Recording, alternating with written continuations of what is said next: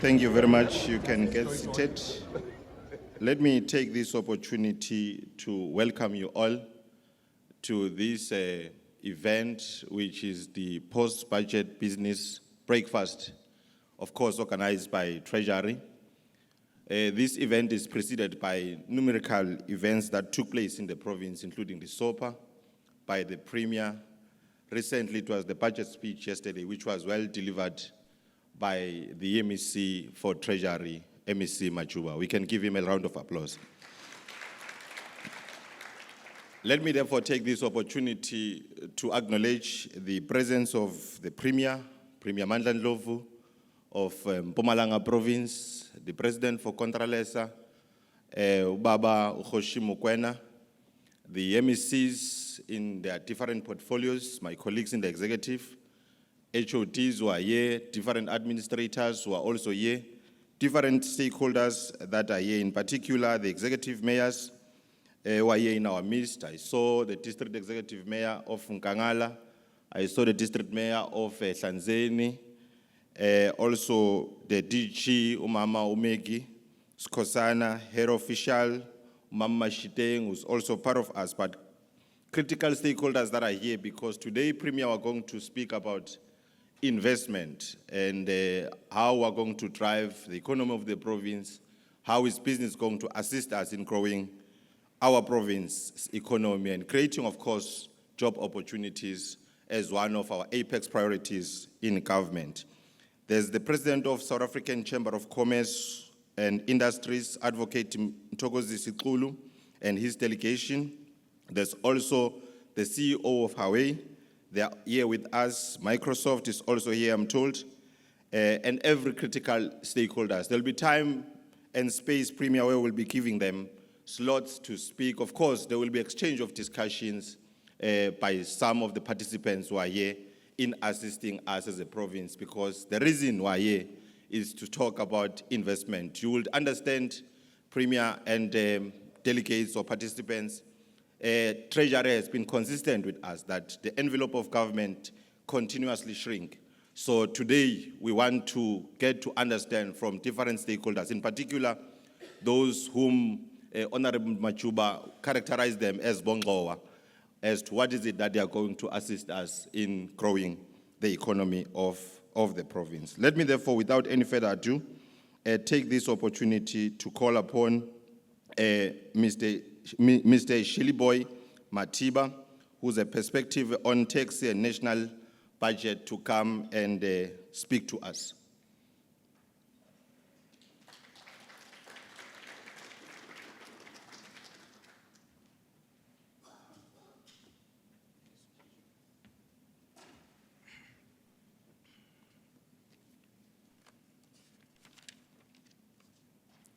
Good morning. Honorable Premier, Mr. Mandla Ndlovu, Honorable Ukhoshi Mukwena, all MECs that are here, and all protocols observed. I was asked, and when I got a call to come, and before I even start, I need to time myself, because I'm told that I've got 5 minutes. I was called to come and give perspective with regard to tax policies and the national budget. And because that is pretty much relevant to the province. Allow me to unpack by communicating that, as already been discussed or tabled by the Honorable Minister of Finance, the tax policy positions of the country remain consistent. Is that to broaden the tax base?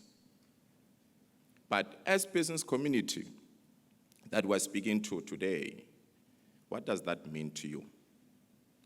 There have been tax policy measures that have been presented by the Honorable Minister that have been proposed. And within those tax policy measures, we've seen the one that has been very debated about the VAT increase. And I'm going to take you through what that means to you as the business community. Equally so, there have been expansion of what you call zero-rated expansion or zero-rated list. I'm glad that the Honorable Minister of Finance mentioned in his speech that that approach is what we call blunt tool. Why is that the case? He equally mentioned that it's a blunt tool because it's not guaranteed that the very intended purpose of the expansion of the zero-rated, it will actually trickle down to the intended purpose, which is the lower income household. Now, allow me to unpack the tax base. What do we mean by broadening the tax base as a country? It means we want to bring more people into the tax base. We want to bring more taxpayers into the tax base. One of the things that I want to unpack is with regard to the tax administration, because an efficient tax administration is the one that is going to allow us to bring more people into the tax base. You and I can agree on that, be it individuals and be it business community for that matter. What we have seen recently that even communicated by the Minister of Finance is around the issue of high increase in disputed cases, rather dispute cases at SARS. For that to happen, for us to broaden the tax base, it means there need to be a reduction in terms of those cases. And I'm glad that there've been capacitation of SARS because it means the more capacity within the SARS will lead to less decrease dispute cases. But allow me to say, what does efficient tax administration means? The intention is to increase the tax compliance within the taxpayers. Now, within that, what we have seen recently within the budget speech is that SARS is intended to codify what you call VAT inspectors. What does that mean? You as business communities, if tomorrow you go and you want to register for value-added tax, SARS will be empowered to go and actually issue an inspectors to come and inspect your premises if you are voluntarily registering for value-added tax. Why is that very important? In South Africa, we're losing close to 50 billion on the VAT leakages. And as a result of that, there have been measures in place from SARS perspective in order to reduce such leakages. You and I can agree that 50 billion lost within the fiscus is quite a lot of money.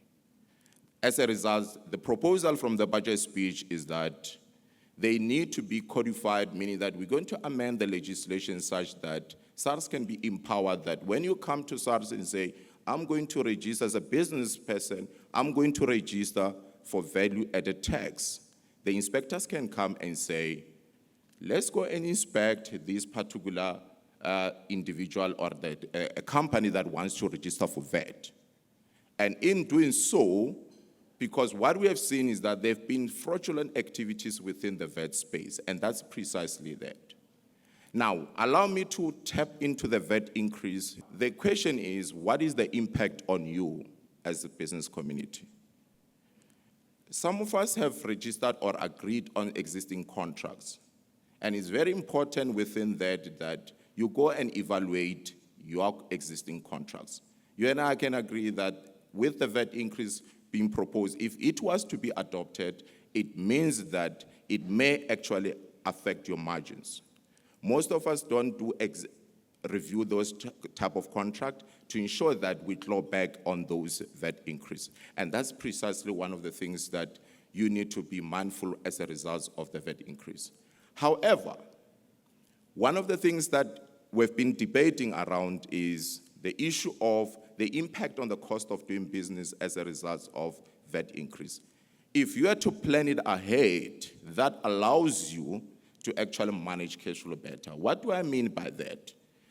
When a VAT increase kicks in, it means that you're going to have to change the internal systems.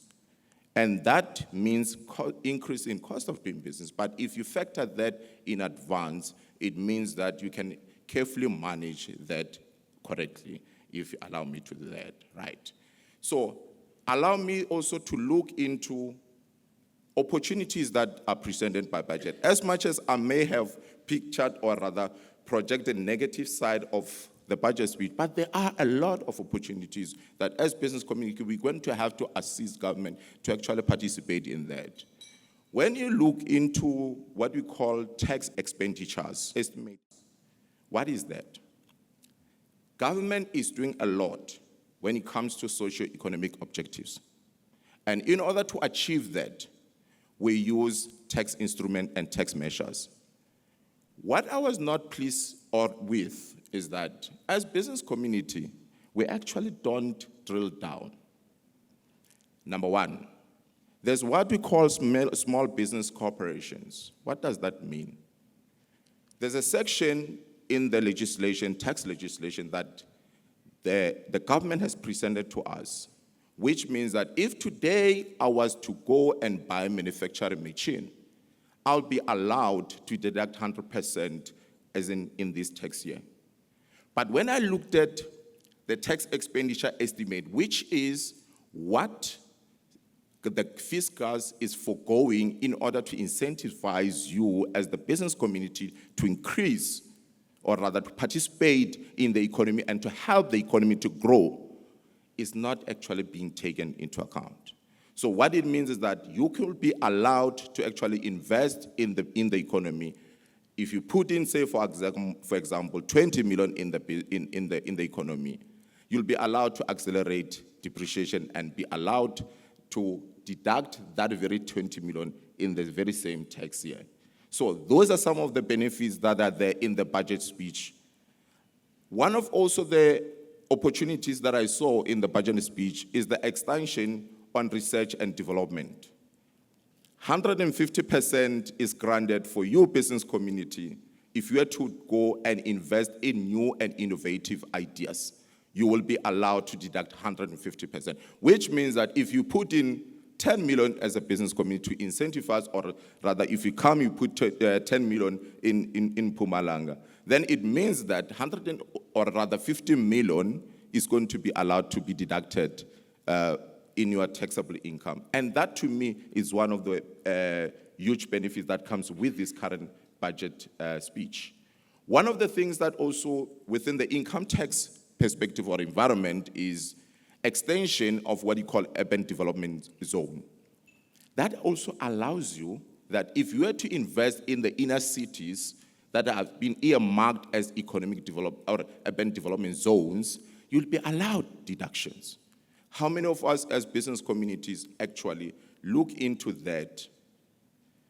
So in closing, one person when we're discussing this issue of budget said, but Shillyboy, what else has been out there that is new that as business community we can actually benefit from? 2.1 billion has been allocated to the business community to support more than 150,000 SMMEs. That's what government is doing. Yes, I know I might have started with some form of negative perspective of the budget, but there's a lot that this budget is actually put forward. Over and above that, for the next 3 years, there's over 331 million that has been earmarked for SMMEs hubs that are going to increase the expansions of the SMMEs. My question that I'm going to leave with you is, with all these benefits that have been granted in the budget speech, you as business community, what are you going to do in order to actually leverage of these and invest in our provinces, or for that matter, invest in our communities? That's what you need to ask yourself. What am I going to do as the business community to take advantage or to leverage all these provided benefits in the community? For that, thank you, Program Director, and good morning.